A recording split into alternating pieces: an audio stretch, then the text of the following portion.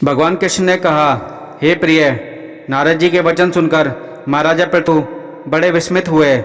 अंत में उन्होंने नारद जी का पूजन करके उनको विदा किया। इसलिए माघ, कार्तिक और एकादशी यह 3 व्रत मुझे अत्यधिक प्रिय हैं। वनस्पतियों में तुलसी, महीनों में कार्तिक, तिथियों में एकादशी और क्षेत्रों में श्री कार्तिक मुझे बहुत प्रिय हैं।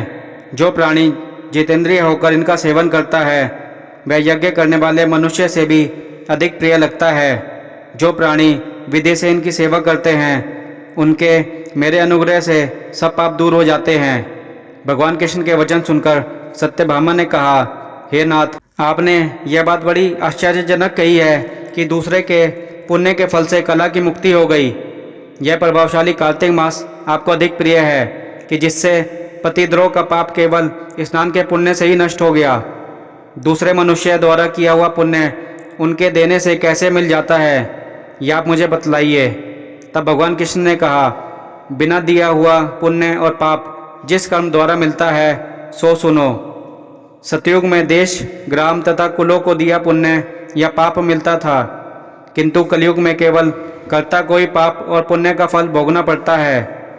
संसर्ग न करने पर भी वह व्यवस्था की गई है। और सत्संग से जैसे पाप व पुण्य दूसरों को मिलते हैं उनकी व्यवस्था भी सुनो। पढ़ाना, यज्ञ कराना और एक साथ भोजन करने से पाप पुण्य का आधा फल मिलता है। एक आसन पर बैठने तथा सवारी पर चढ़ने से, श्वास के आने जाने से वह पुण्य व पाप का चौथा भाग प्राणी को मिलता है। स्पर्श करने, भोजन करने से और दूसरे की स्तुति करने से पुण्य और पाप का 6वां भाग मिलता है। दर्शन करने, सुनने तथा ध्यान करने से मनुष्य को पुण्य और पाप का 10वां अंश मिलता है। दूसरे की निंदा, चुगली और धिक्कार करने से उसका 7वां भाग मिलता है।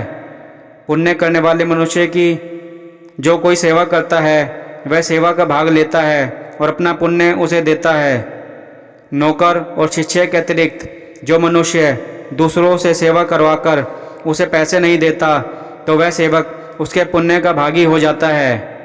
पंक्ति में बैठे हुए भोजन करने वालों की पत्तल जो व्यक्ति लांघता है वह उसे जिसकी पत्तल उसने लांघी है अपने पुण्य का 6वां भाग दे देता है। स्नान तथा ध्यान आदि करते हुए मनुष्य से जो व्यक्ति बातचीत करता है या उसे स्पर्श करता है वह अपने पुण्य का 6वां भाग उसे दे डालता है। जो मनुष्य धर्म के काम के लिए दूसरों से पैसे मांगता है पुण्य का भागी होता है। ठीक उसी तरह जिस तरह की दान देने वाला पुण्य का भागी होता है, जो मनुष्य धर्म का उपदेश करता है और पश्चात श्रोता से याचना करता है वह अपने पुण्य का 6वां भाग उसे देता है। जो मनुष्य दूसरों का धन चुराकर उससे धर्म करता है वह चोरी का फल भोगता है और शीघ्र ही निर्धन हो जाता है। और जिसका धन चुराता है वह पुण्य का भागी होता है। बिना ऋण के उतारे जो मनुष्य मर जाते हैं उनको ऋण देने वाले सज्जन पुण्य के भागी होते हैं। शिक्षा देने वाला, सलाह देने वाला, सामग्री को जुटाने वाला तथा प्रेरणा देने वाला यह पाप और पुण्य के 6ठे भाग को प्राप्त करते हैं। राजा के पाप पुण्य के साष्टांग का भोगी होता है। गुरु शिष्यों का, पति पत्नी का, पिता पुत्र का, स्त्री पति के लिए, पत्नी का पिता का, पुत्र का, स्त्री पति के लिए पुण्य का 6ठा भाग पाती है। पति को खुश करने वाली आज्ञा का स्त्री पति के लिए पुण्य का आधा भाग ले लेती है। जो पुण्यात्मा पराये लोगों को दान करता है वह उनके पुण्य का 6ठा भाग प्राप्त करता है। जीविका देने वाला मनुष्य जीविका ग्रहण करने वाले मनुष्य के पुण्य के 6ठे भाग को प्राप्त करता है। इस प्रकार दूसरों के लिए पुण्य अथवा पाप बिना देने के भी दूसरे को मिल सकते हैं, किंतु यह नियम जो कि मैंने बतलाए हैं कलयुग में लागू नहीं होते। कलयुग में तो एकमात्र कर्ता को ही अपने पाप व पुण्य भोगने पड़ते हैं। इस संबंध में एक बड़ा पुराना इतिहास जो कि पवित्र भी है और बुद्धि का देने वाला भी कहता हूँ, ध्यान से सुनो। भगवान कृष्ण बोले, प्राचीन काल में उज्जैन में एक महापापी और दुरात्मा धनेश्वर नामक ब्राह्मण रहता था। वह रस, चमड़ा और कंबल आदि का व्यापार करता था। वह वैश्यगामी और मद्यपान आदि बुरे कर्म करता था। चूँकि वह रात दिन पाप में रत रहता था इसलिए वह व्यापार में नगर नगर घूमता था।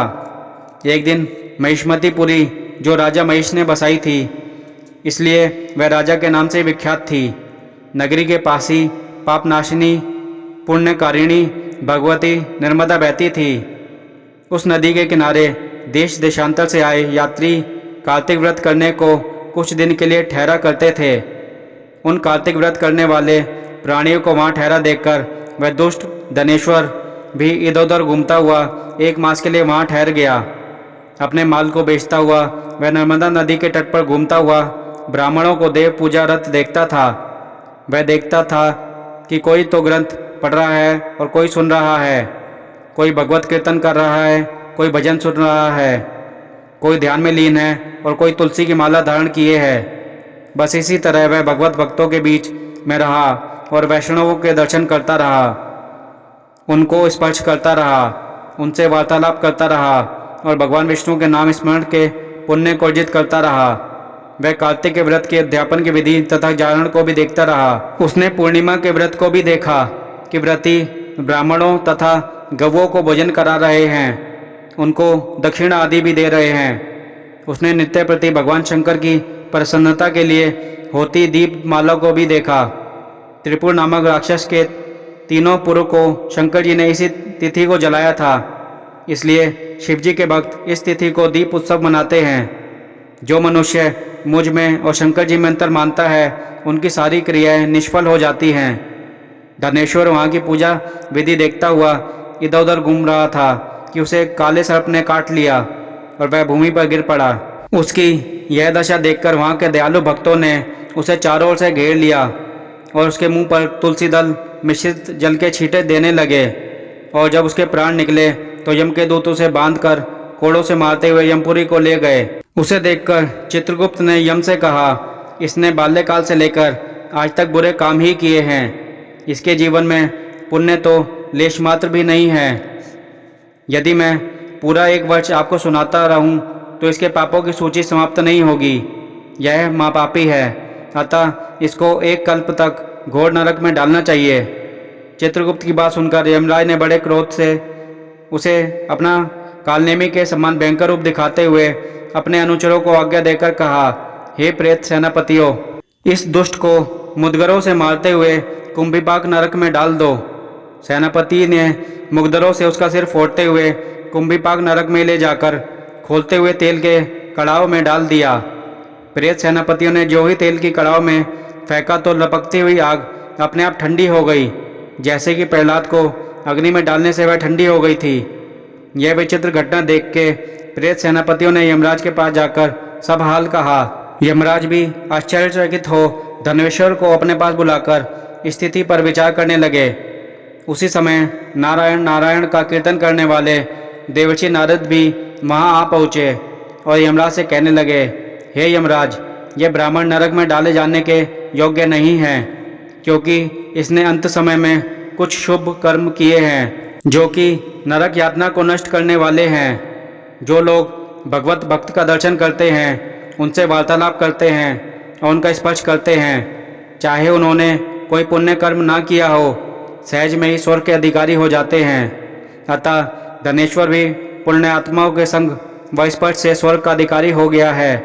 अतः यह पुण्यात्मा है, इसे यक्ष योनि दो और केवल इसे पाप भोग करने वाले नरक दिखा दो। भगवान कृष्ण ने कहा। जब नारद जी ऐसा कहकर चले गए तो धनेश्वर को पुण्यात्मा समझते हुए यमराज ने दूतों को उसे नरक दिखाने की आज्ञा दी। कार्तिक मातम में सुनने के लिए धन्यवाद।